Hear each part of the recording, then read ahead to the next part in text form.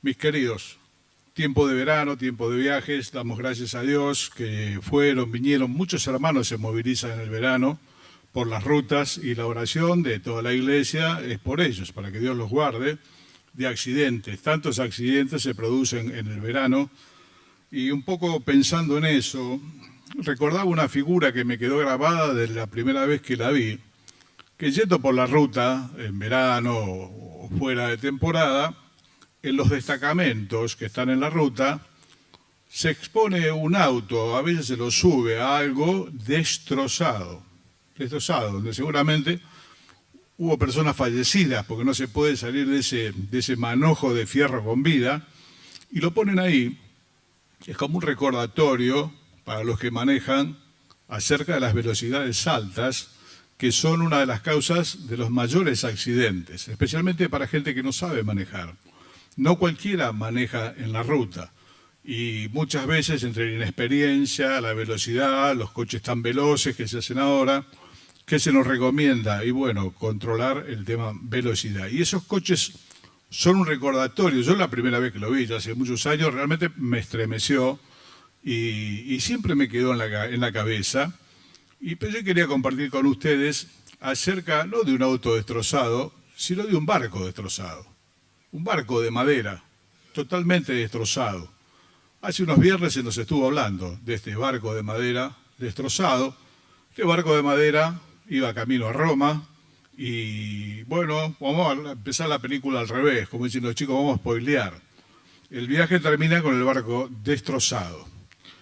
276 personas iban a bordo, el apóstol Pablo y 275 más. El relato bíblico dice que finalmente dieron contra un banco de arena, clavaron la proa y la fuerza del mar destrozó la nave desde la popa a la parte trasera, y cuenta el relato bíblico que algunos terminaron en tablas y otros en cosas de la nave, por la gracia de Dios y la intercesión de Pablo, que en medio de esos 14 días que estuvieron a la deriva, sin ver sol, sin ver estrellas, nada, estuvo intercediendo delante de Dios todo el tiempo. Y el ángel de Dios apareció y le dijo a Pablo, bueno, no tengas temor, porque se va a perder solamente el barco, y Dios te concedió a los que viajan con vos. Qué bendición, ¿no? Viajar, acompañarnos de gente espiritual, siempre. Hubo otro barco en el Antiguo Testamento que también pudo haber naufragado, que es el barco que llevaba a Jonás, una historia hermosa también. Y este barco tuvo otra realidad. Jonás casi le hunde el barco a todos los que iban porque el mar se puso bravo y todo se complicó por causa de Jonás. Y los marineros que no eran cristianos ni de Israel clamaban a cada uno a su Dios para salvarse, ¿no? Decía, qué diferencia que es viajar con Jonás que viajar con Pablo, ¿no? ¿Con quién vas a viajar? ¿Con Jonás o con Pablo? Bueno, hermano, las empresas de la vida que empezamos, los proyectos, hay que procurar siempre viajar con personas como Pablo, porque personas como Jonás, que también son parte del pueblo de Dios, si lo dejaste hundir en el barco, se matan ellos y matan a los que van con él también. Así que Dios concede a Pablo, dice, te son concedidas las personas que viajan contigo. 276 personas, seguramente era un barco bastante grande porque también llevaba carga. No llevaba solamente pasajeros, el relato dice que empezaron a tirar las cosas, tiraron el trigo, a lijar se llama, por la situación que ellos estaban viviendo. Y así como el auto hecho un bollo de lata es un recordatorio para las altas velocidades, el barco con la proa hincada y la parte trasera de la popa destrozada, la gente en pedazos en tablas, otro en cosas de la nave, nos es un recordatorio de lo que significa las decisiones equivocadas que muchas veces podemos tomar los creyentes. ¿Cómo terminan estas empresas que a veces tomamos todos? Todos hemos tomado decisiones desacertadas en la vida, el Señor ha sido bueno, nos ha guardado, pero el barco quedó destrozado. Y bueno, es un recordatorio, hermano. ¿Dónde encallaron ellos el barco? Lo encallaron en la isla de Malta. Eso después lo cuenta el capítulo 28. La isla de Malta, si nosotros miramos el mapa, es un puntito muy chiquito al sur de Sicilia, en medio de la nada. Para donde mires hay mar. Para donde mires hay mar. Sin embargo, ahí hubo un banco de arena, donde ellos se encallaron en el barco y pudieron bajar, y era una isla habitada. El texto bíblico dice que los moradores fueron amables con ellos, no eran jíbaros, no eran caníbales, tuvieron esa posibilidad encima de encallar en un lugar habitado, y yo la llamo la isla de la misericordia. La isla de Malta la tengo siempre escrita en la Biblia como la isla de la misericordia. Venir en medio de un mar, 14 días totalmente a la deriva, desesperados, y qué justo venir a chocar la isla de Malta, que es un puntito así en el medio del mar, casi imposible de encontrar.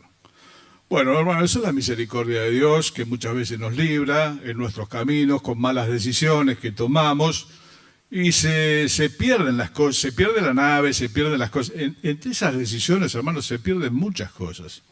Por eso son tan importantes tomarlas en el Señor. Y bueno, Él les reservó la vida a los que iban, y nos ha reservado la vida a muchos de nosotros que hemos tomado decisiones malas, pero te vuelvo a repetir, se pierden muchas cosas. Ellos perdieron el barco, perdieron todo lo que llevaban, seguramente es dinero, todo eso se perdió. ¿Cómo surge esto? Surge de una mala decisión que la toma un hombre que se llama Julio, no Bertelotti, se llama Julito, y era el centurión, la autoridad romana, que ya venía navegando con Pablo con mucha dificultad, el viento les era contrario, demoraron más de lo que tenían que demorar, hasta llegar a un lugar. Allí iban a esperar otro barco que pudiese llegar a Roma, era un viaje importante. Así que esta decisión está en el capítulo 27, vamos a hacer una porción nada más. En un momento es tomada, Pablo aconseja que no viajen porque ya había pasado el ayuno, ya llegaba el invierno, no era un tiempo adecuado para la navegación en esos tiempos, hermanos. Hoy se navega con GPS, con un montón de cosas, la navegación es mucho más segura, los barcos no son de madera. Bueno, hoy la navegación es posible, los transatlánticos cruzan el Atlántico. En ese tiempo se viajaba cerca de la costa y ya no era un tiempo, y Pablo les dice que no es bueno viajar. Ahora, ¿quién es Pablo acá en el relato? No es el apóstol Pablo que nosotros recordamos tantas veces con tanto cariño, sino que es un prisionero. Es un nadie, por así decirlo, que es romano. Como es romano, le van a dar la posibilidad que él pidió de ser escuchado delante de César. César está en Roma, pero no es el hombre de Dios para ellos, Pablo, porque son personas que no son del pueblo de Dios. Allí está el centurión, que es la autoridad romana, está el capitán de la nave, que es el que sabe de barco, y ellos toman la decisión, aun cuando Pablo le dijo, mire, sería bueno que no nos larguemos. Bueno, hermano, lo siento que se largaron. Yo quería compartir con ustedes algunas de las cosas en poquitos versículos que los llevaron a tomar esta decisión equivocada, volvemos a decir, pero no era el profeta de Dios. Para ellos era un prisionero más que opinaba que mejor no viajen, pero bueno, nosotros sabemos que seguramente era de parte de Dios el mensaje, que no viajen. Habían perdido ya mucho tiempo y ellos tenían que llegar a aquel lugar. Vamos a leer desde el versículo 9 del capítulo 21.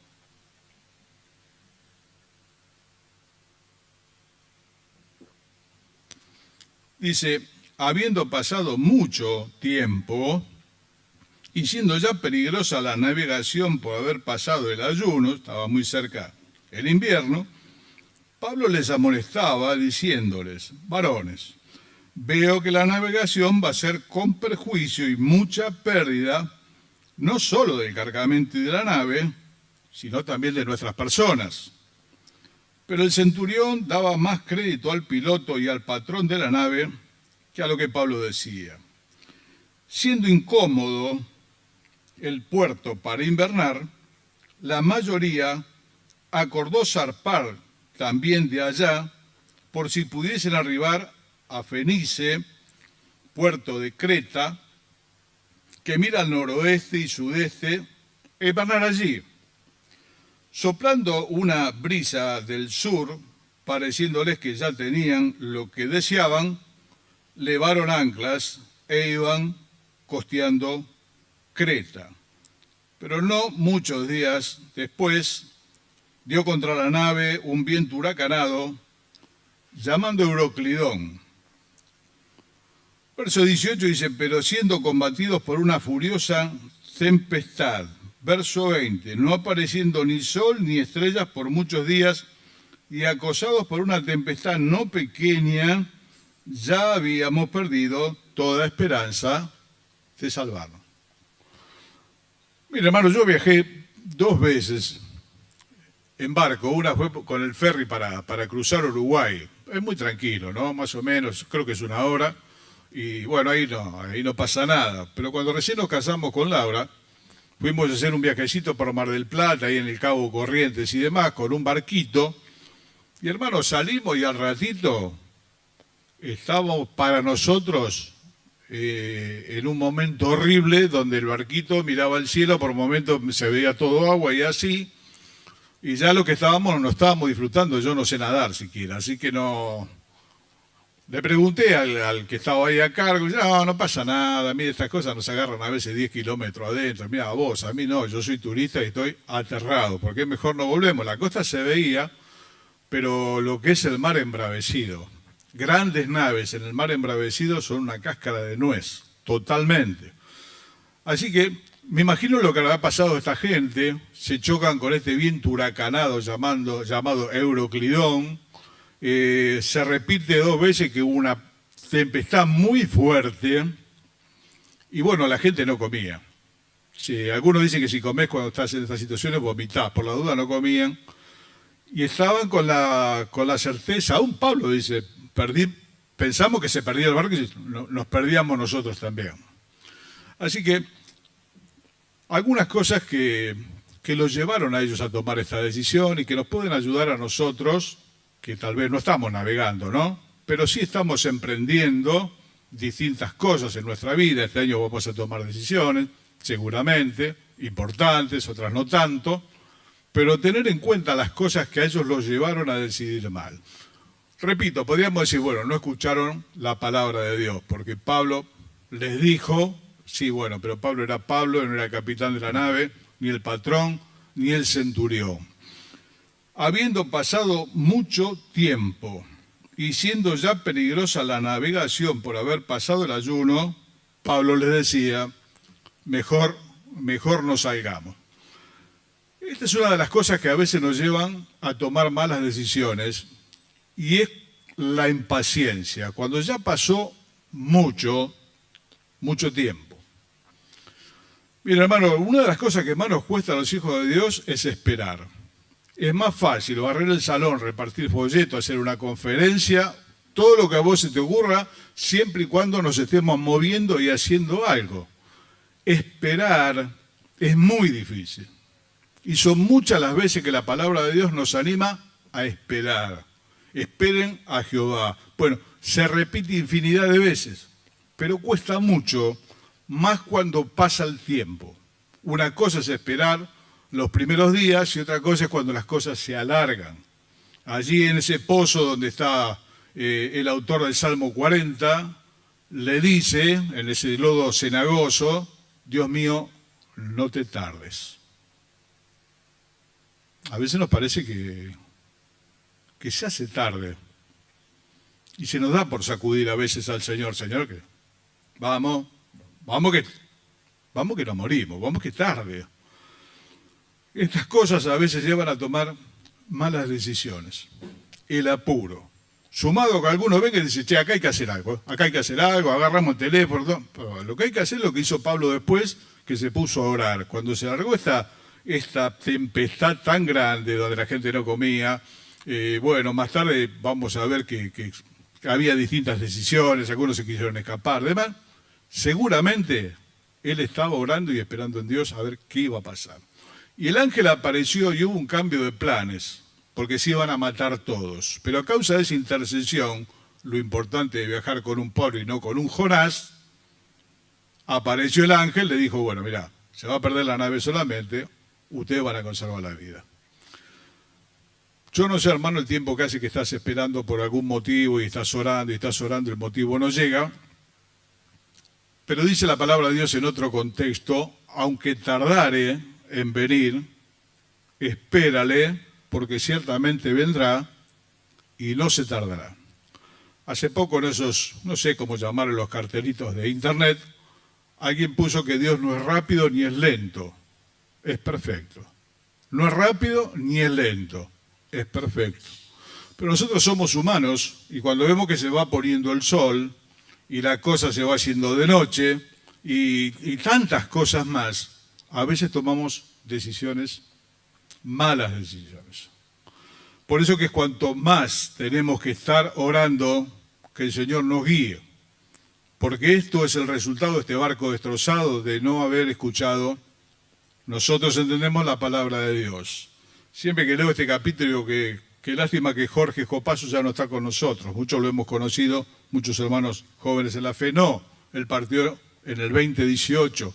Jorge hacía unos cuadros que en realidad era como un lienzo, y no era pintura, eran unas tizas rectangulares de distintos colores, y él empezaba a hacer esos dibujos, y hasta la media hora no entendías nada, porque hacía una línea, hacía otra línea, obviamente él sabía lo que hacía, pero lo que estábamos mirando decíamos, ¿qué es lo que va a dibujar, no? Hasta que por ahí empezaba a aparecer, y hacía un dibujo que podía ser el hijo pródigo volviendo, que podía ser la mujer junto al pozo, o las cruces vistas allá de lejos sobre el monte. Si Jorge viviese, le diría, Jorge, ¿por qué no pintás, por qué no dibujás este barco clavado, la proa, destrozándolo la parte trasera por la fuerza de las aguas? Y tenerlo. Jorge después lo borraba, había gente que le sacaba foto y la guardaba la foto. Jorge lo borraba, yo no lo borré, llevó tanto tiempo, era una obra de arte.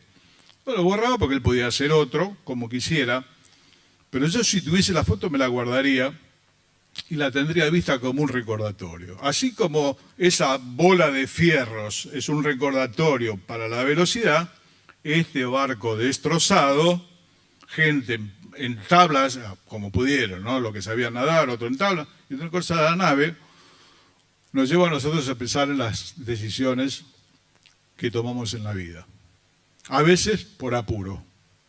En una ocasión el rey Saúl estaba esperando que venga el profeta Samuel para darle el sacrificio, era la persona indicada. Si bien Saúl era el rey, no tenía autoridad en lo sacerdotal, en lo espiritual, pero como Samuel tardaba en llegar, en un momento agarró, se puso él a hacer lo que tenía que hacer Samuel, ofreció el sacrificio, y en eso venía Samuel, el profeta.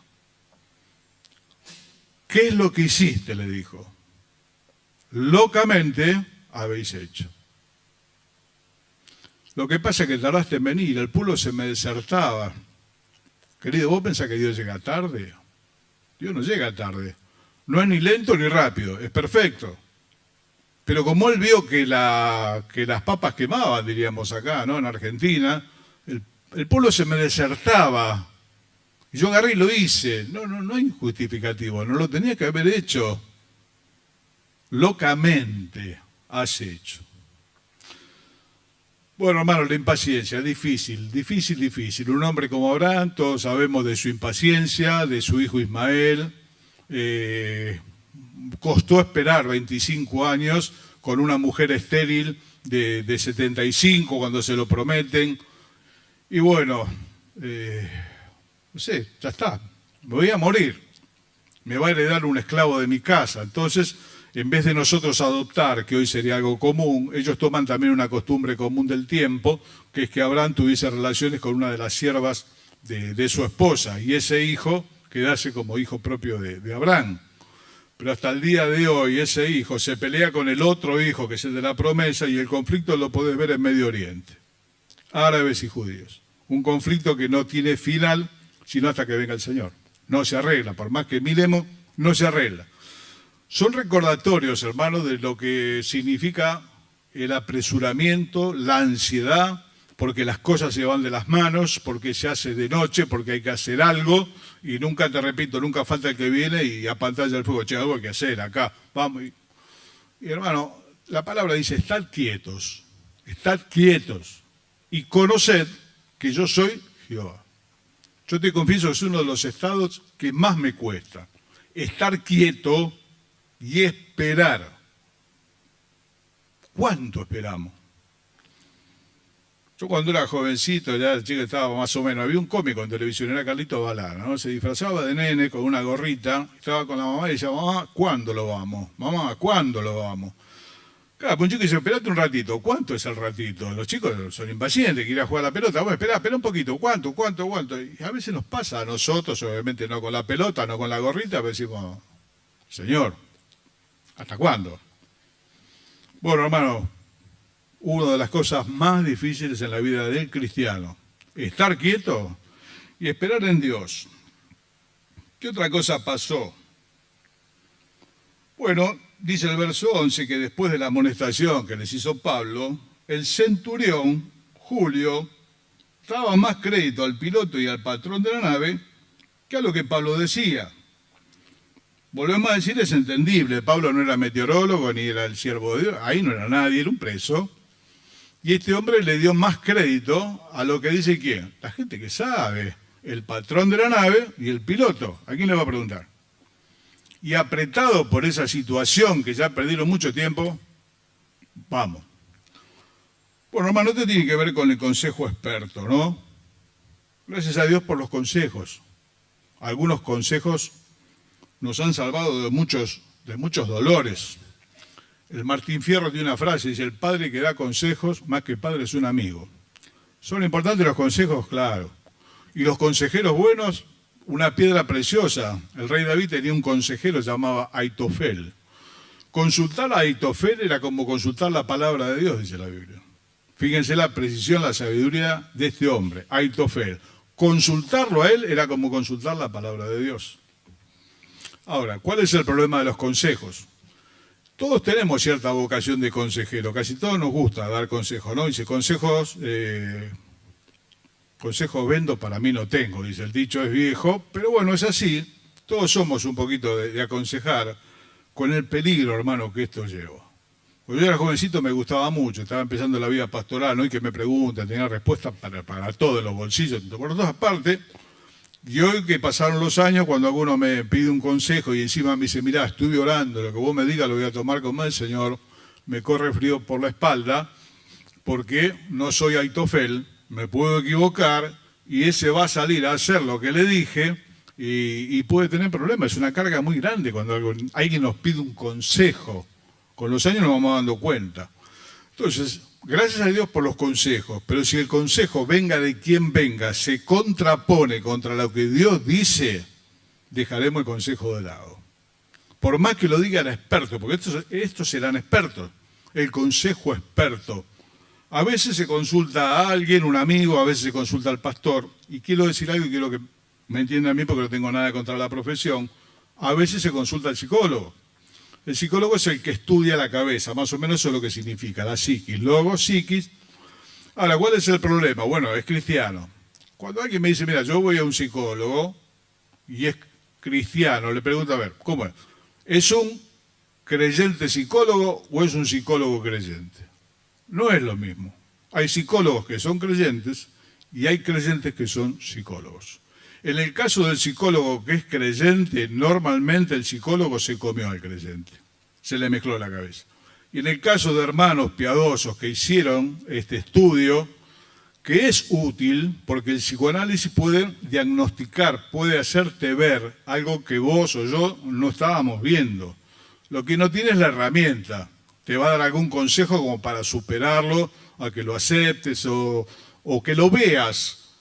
Pero hermano, si el consejo, sea de quien sea, se contrapone con lo que Dios dice, por eso es tan importante conocer esto que decimos siempre hasta el cansancio, ¿no? Y bueno, ¿será que habrá que dejarlo de lado? Esta gente es la que sabía. No, a mí me lo dijo un muchacho que sabe. No, Juancito, ¿te acordás la frase? Me lo dijo un muchacho que sabe. Bueno, un problema más. Entonces, la impaciencia, el consejo equivocado. Alguna vez le dio Pedro un consejo al Señor, no sé si se acuerdan, ya muy cerca el Señor de la cruz, con toda la carga que él tenía en el corazón, lo que eso significaba, aparece el buen Pedro a decir, Señor, nada de esto te acontezca. Es bueno el consejo, pero es buenísimo. Sí, pero no es lo que se necesitaba hacer. Y el Señor lo reprendió fuertemente. El consejo humanamente es bueno, espiritualmente es pésimo, porque si el Señor reservaba su vida, nosotros no estábamos en este lugar. Ni millones y millones de cristianos a lo largo del año, porque era necesario que el Hijo del Hombre fuese entregado en manos de pecadores, fuese crucificado y resucitase el tercer día. Era necesario, era imprescindible, pero le va a costar la vida.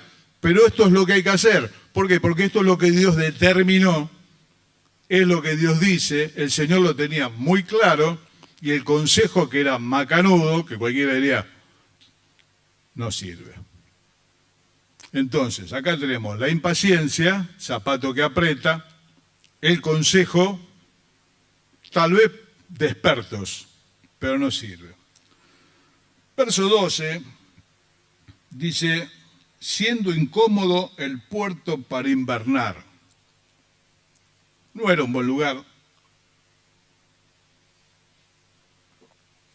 Dice el texto bíblico que era incómodo.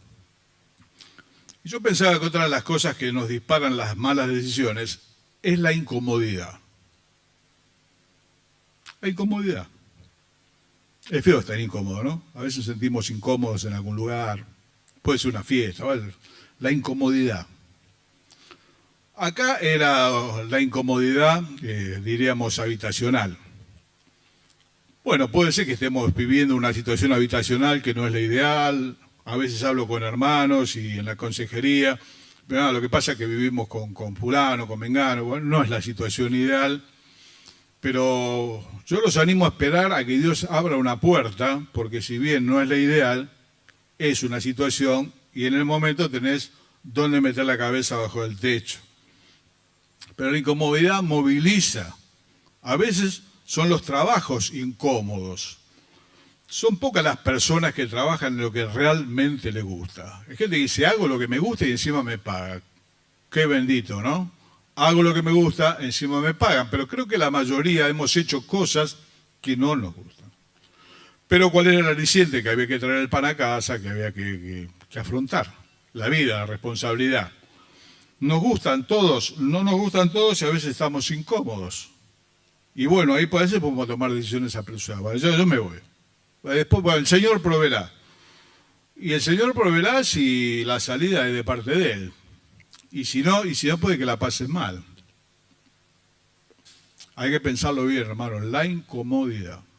No estoy cómodo donde estoy. Sea una situación de familia, sea una situación de habitacional, sea una situación laboral, y la mala decisión de no esperar y resolverlo, esto lo arreglamos, a veces no es buena. A veces no es buena. Entonces tenemos la impaciencia, el consejo experto que estaba contra lo que Dios decía, la incomodidad, y en el mismo versículo dice que la mayoría acordó también zarpar de allí por si pudiesen arribar a Fenice. Este es otro problema más, la mayoría. ¿Qué problema la mayoría? ¿No? Pero la mayoría lo hace. La mayoría hace esto, la mayoría hace lo otro. Lo escuchamos mucho ese tema.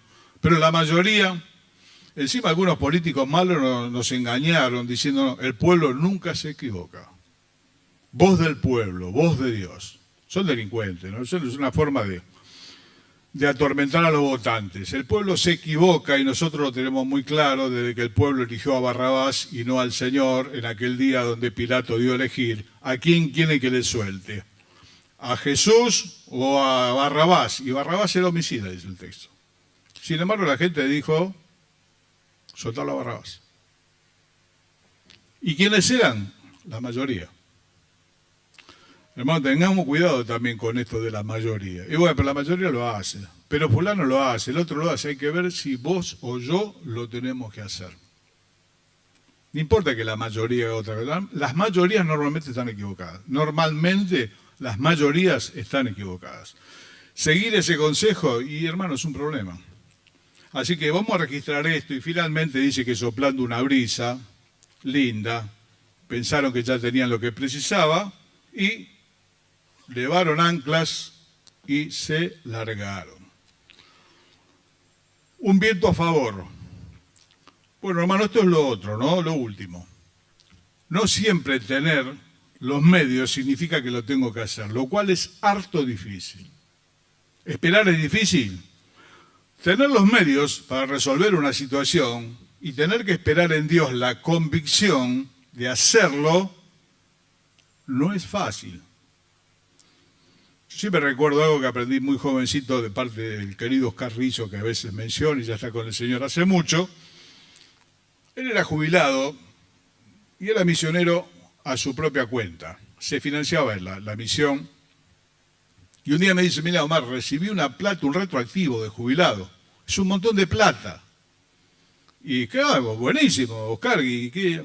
Es que no sé todavía lo que tengo que hacer. ¿Qué es lo que el Señor quiere que yo haga con esa plata? Yo tendría 27, 28 años, ya tenía tantos proyectos para gastar esa plata que vos no te imaginas. Me quemaría en el bolsillo. Hay gente que la plata le quema en el bolsillo y si tiene plata quiere gastar.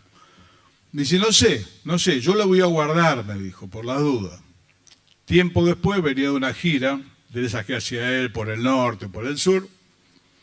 Tan contento venía, tan contento. Me dice, ¿te acordás que te dije de esa plata que me vino en un retroactivo que no sabía? ¿Sabés para qué era? Para hacerle el baño al misionero, que no tenía, y tenía hijas adolescentes, tenía una letrina, y le pudimos hacer el baño, y estaba como si se hubiese sacado el premio de la lotería. Tan jovencito, ¿no? Esas lecciones que quedan para toda la vida. Pues, si lo tengo, ¿qué problema hay? Pará que no es tuyo. Hay que ver si hay que hacerlo. Y este hombre de Dios, a quien extrañamos tanto, junto con otros viejos, dijo, el Señor me dio esta plata, pero no sé qué es lo que quiere que haga con esto. Yo gastarla, urgente. Y venía con una alegría. ¿Por qué? Porque había encontrado para qué fue que Dios le dio ese dinero. Le pudieron hacer el baño al misionero. Muchos misioneros nuestros han penado hasta el cansancio, ellos, sus hijos, fue la negligencia de las iglesias, que a veces no hemos tomado esa responsabilidad, pero no es el tema de la mañana. Así que, mis amados, estas son algunas de las cosas que movilizaron la decisión mala. Un barco destrozado. Quiera Dios que no sea ni tu vida ni la mía. Seguramente nos reservará la vida, pero se pierden muchas cosas se pierden en las malas decisiones. Oramos juntos. Padre del cielo, te agradecemos, Señor, tu amor para con nosotros. Señor, guiarnos, el deseo de guiarnos según tu consejo. Así decía el salmista, Señor, de haber sido guiado según tu consejo. Queremos rogarte que nos des la misma parte para la hora de tomar las decisiones que tendremos que tomar, Señor, seguramente en este año, si tú no vienes antes, y poder hacerlo, Señor, en el designio de tu corazón. Hemos meditado acerca de este barco destrozado, Señor, y quisiéramos tenerlo presente, Señor, como el resultado de malas decisiones que no quisiéramos tomar ni atravesar. Oramos que nos bendigas a cada uno en particular, cada familia de la iglesia que tendrá que tomar decisiones. Señor, para que la impaciencia no nos apure, la incomodidad, el consejo experto, tantas cosas, Señor, la mayoría, y aún tener los medios para hacer algo, Señor, pero necesitamos, como necesitaba Oscar en aquel tiempo, saber qué es lo que tú quieres que hagamos con esto que nos has dado. Rogamos tu bendición. Lo hacemos en el nombre del Señor Jesús. Amén. Muy buenos días, hermanos. El Señor les bendiga.